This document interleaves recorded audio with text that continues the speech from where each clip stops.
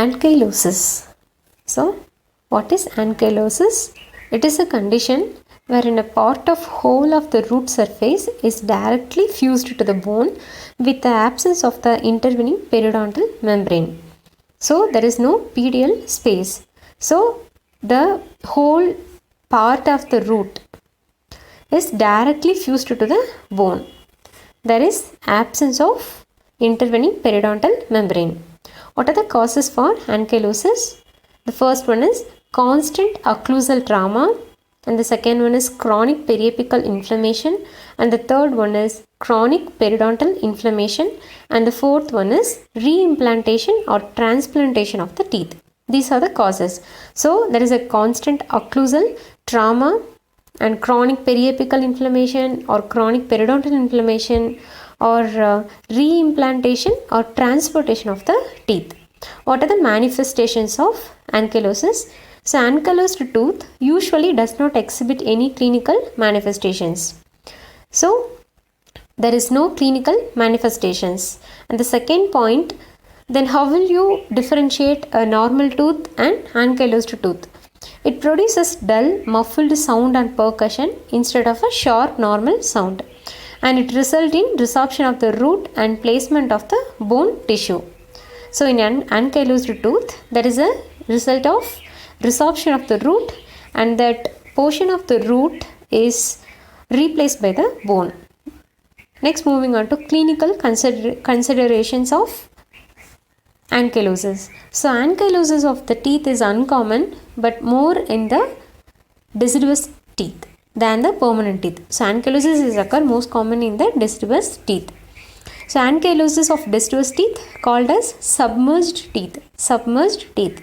So, the most commonly affected tooth is the mandibular second deciduous molar, and partial root resorption first occur and then the tooth fuses to the bone. So, this prevents the normal exfoliation of the deciduous tooth and typically causes impaction of the permanent successor tooth.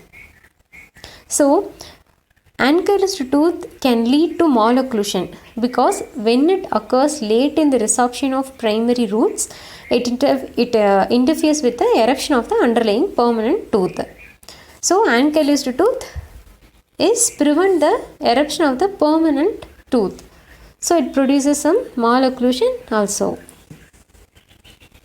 So, the ankylosed tooth appears to be infraocclusion due to its failure to erupt along with other teeth, and such teeth are called submerged teeth.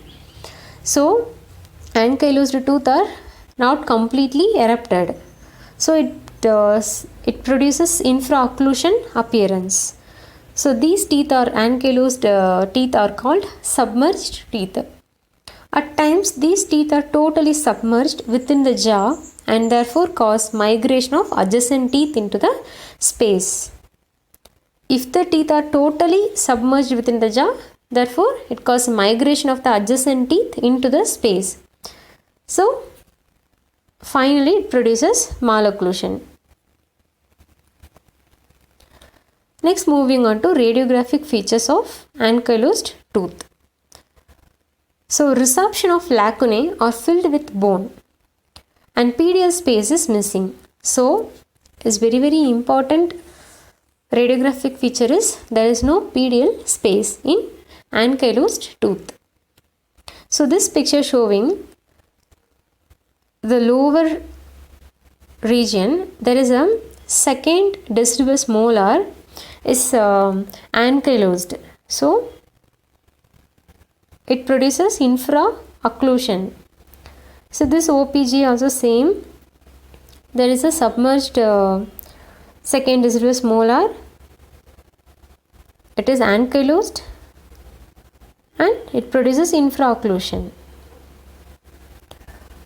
This produces malocclusion also.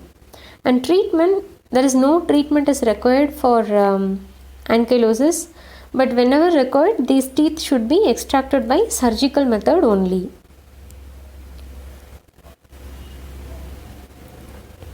What is surgical method? We have to cut the tooth and bone drilling also needed. So, primary tooth was ankylosed and there is no permanent teeth are present. Only there is a primary tooth and that is also ankylosed. This condition, if early onset, extraction is recommended with placement of space maintainer. If onset is late, can build up with composite to occlusal plane. So these treatment are, there is no permanent teeth are present, but primary teeth is present, it was ankylosed. If permanent teeth is present, then we go for surgical extraction of the ankylosed primary teeth,